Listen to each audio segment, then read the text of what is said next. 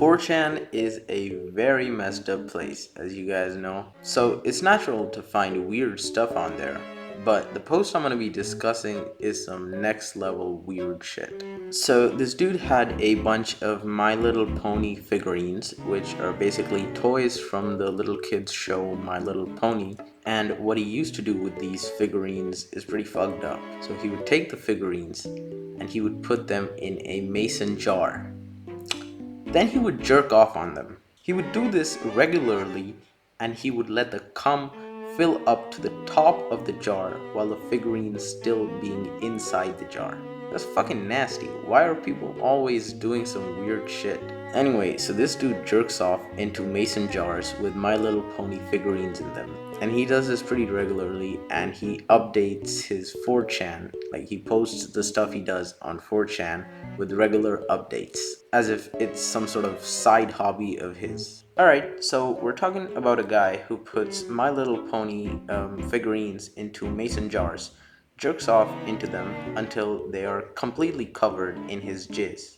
So now that I've given the context, let's talk about a particular incident.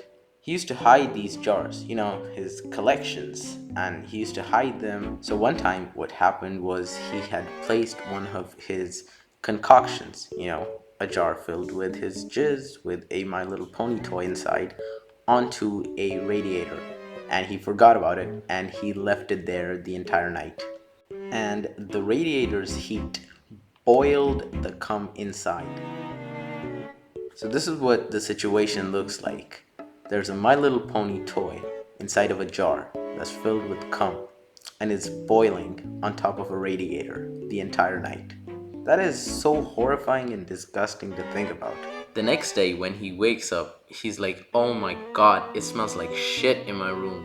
And then he looks over to his boiling cum pony jar or whatever, and he's like, oh shit. That's when he realizes he fucked up.